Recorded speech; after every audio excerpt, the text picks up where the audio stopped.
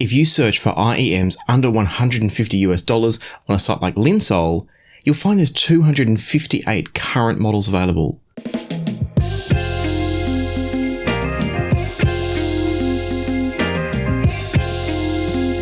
If you select IEMs between $100 and $200 on the HiFiGo website, there are 2 pages of choices available.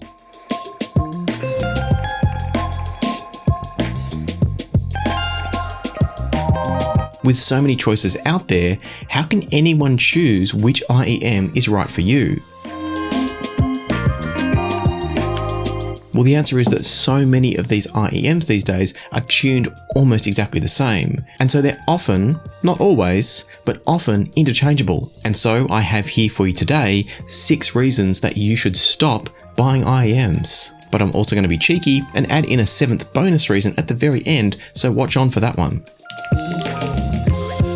When you buy an IEM for $150 or less, there's only so many ways that IEM can be put together. There's a ceiling created by the cost of materials and cost of parts. That means you're generally going to get an IEM with 3 drivers or less. Often it's just going to be a single dynamic driver, and it will likely be made using a simply shaped metal housing or a molded acrylic housing that roughly matches our ear anatomy. And that's true for the IEMs I'm going to talk to you about today. These IEMs that I'm about to tell you about are the 6 reasons that you should stop buying IEMs. And that's because any one of these IEMs might be the perfect IEM for you and the only IEM you might ever need. It's partly because they're all sonically excellent in their own ways, but it's also because they're quite interchangeable. And so the key is for you to find the subtle differences, the nuances in build quality, accessories, the tuning of them, and of course the price that hits the sweet spot for your preferences and your budget. And that is what I'll talk you through now, starting off with the FiiO FD15. If you want an affordable IEM with outstanding build quality and accessories, you don't need to look any further than these. But do be aware that I don't think it's actually the best IEM in this group from a sonic perspective. The FD15 comes with a price tag of just $150, which is the most in this group that I'm talking about today, but it's also pretty low in the scheme of IEMs. To achieve that price tag though, FiiO have had to cut a lot of corners.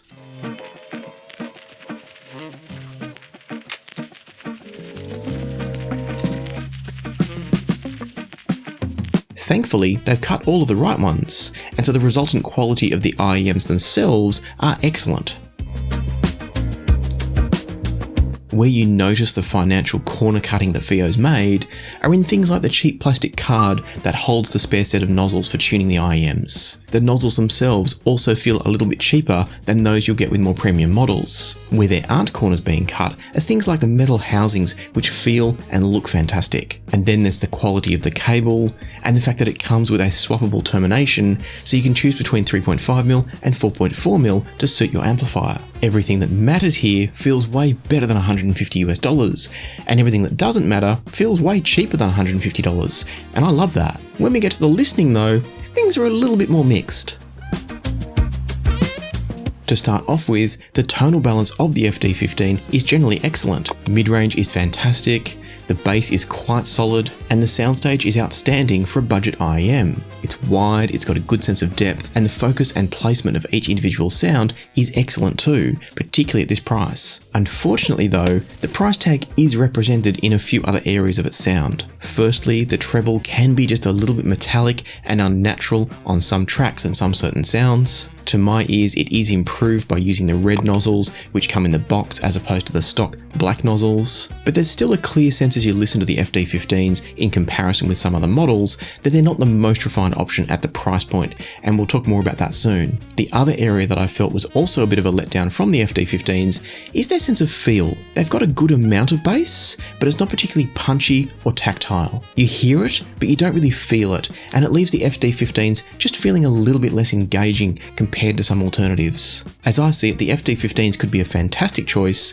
if you've prioritised first and foremost things like build quality and the accessories that come with the IEMs. But I think it's coming at the sacrifice of about 2 to 3% of the absolute best possible sound quality. And so reason number 1 to stop buying IEMs is that the FiiO FD15s can give you a very premium feeling IEM experience for just $150, and they deliver a very solid sonic experience as well. Speaking of very solid sonic experiences, let's talk now about the Dynabirds from Oriveti. These are part of the BLEQK range, and that might just be the very worst acronym in the history of acronyms. Not only do the letters spell an unpronounceable word, bleak, but it also doesn't tell you much of a story when you know what it stands for. Basic line exquisite quality kept. I think they're saying that it's a budget range with excellent quality, but I don't think that's translated particularly well. What does translate well though is their price, their build quality, and their performance. The Dynabirds are $100 US. For that money, you're getting a pretty basic set of accessories, but those basic accessories accompany an IEM that looks and feels magnificent for the price. Even better than that is how they sound. Like the FiiO FD15s, the Dynabirds have an excellent balance to their overall tonality, but they deliver that same excellent overall balance without any sense of unnatural treble timbre. They also deliver a sense of articulation and feel that might be top notch in this segment. These aren't a bassy IEM, but you feel them more than you feel the FiiOs. And that's actually true at all frequencies from the Dynabirds. These deliver a sense of feel and a sense of articulation at every frequency that's extremely engaging and never distracting. If I had to pick one area that the FD15s might be just a little bit better than the Dynabirds, it would be in their sense of soundstage size and focus. But it's going to be by a very small margin, if at all. It's very hard to know when you're jumping between IEMs because you can't switch instantly. And so I think you'd have to really love soundstage size, and you'd have to be convinced that the FD15 is truly significantly better, which I'm not convinced that it is, before you'd go and spend $50 on the FD15s. Don't get me wrong, I think both IEMs are fantastic, and both are big reasons to stop buying other IEMs. But the Dynabirds would easily be my choice between these two. And on that note, my number 2 reason to stop buying IEMs is that I think the Dynabirds at $100 could be the perfect, finished, game over, you've got everything you need IEM for many people. They look and feel fantastic, and the sound they deliver has great feel and great tonality. It's going to be very hard to beat them for a lot of people without spending significantly more money. But maybe you want to spend significantly less money. Maybe you don't want to spend $100 on an IEM. Surely it's not necessary to spend $100, is it? Well, not if you consider the Truthear Gate's price tag at $10. Now be aware that for $10, you're getting an IEM that looks and feels like it costs $10. It's got a very basic plastic shell, a single dynamic driver sitting on its own within that big open plastic space, which is generally not great for acoustics, and it comes with a dinky little pouch.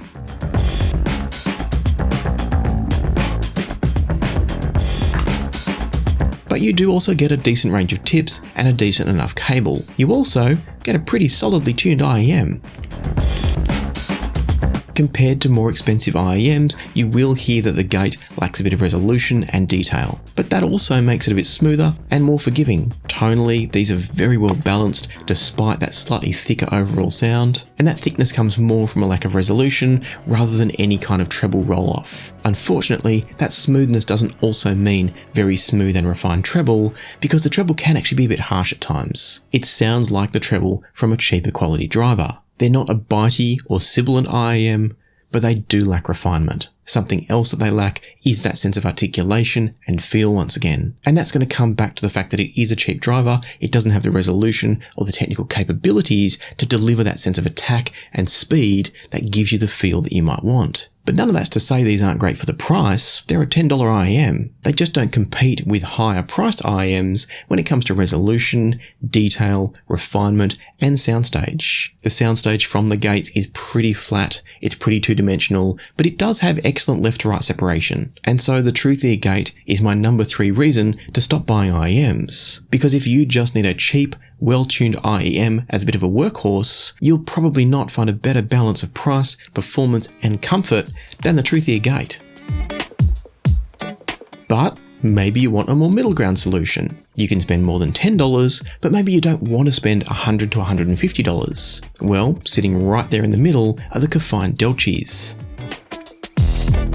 You know, I accidentally once sold a pair of these to another audio reviewer. I didn't know that the Delcis existed at that time, and I recommended them by sight, thinking they were the more expensive Clanar IEM. As it happens, these might be more fun. At $75 US, the Delci does have some pretty basic accessories, so don't expect FiiO FD15 levels of accessories and luxury here. What you can expect though is an IEM with a really fun tuning that leans towards dynamic and energetic, or at least articulate, rather than completely natural sounding. Their bass reaches impressively deep with a strong sense of presence. And as I said, they're not a naturally tuned IEM, but they're undoubtedly fun, and they don't go so far as to become unnatural or distracting. Their treble also pushes the limits just a little bit towards getting a bit harsh, edgy or splashy, but they never quite cross that line, and I do tend to be very sensitive to that type of sound. The result is a slightly more V-shaped sound than my preferences, but that's also what makes them a very dynamic and fun option. They also produce an excellent soundstage in terms of width and image focus, but they're not the strongest for those craving deep and layered soundstage experiences, and so stay tuned for a better option in that domain. But for now, the Kefine Delcis are reason number 4 to stop buying IEMs, and that's because the Delci at just $75 US offers a slightly bombastic but well-controlled sound with excellent build quality, great comfort and an exceptional price. And now, we're going to jump in price again, because that's the order I picked them up in.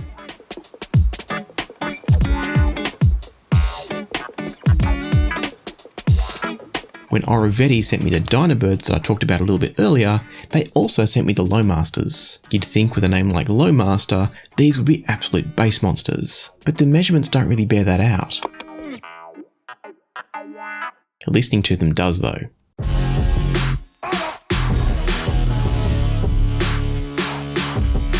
Holy cow. When I said the FiiO F15 were lacking feel and punch in the bass, the Lowmasters were over in the corner, pointing fingers and giggling. These things define bass feel below $200 US.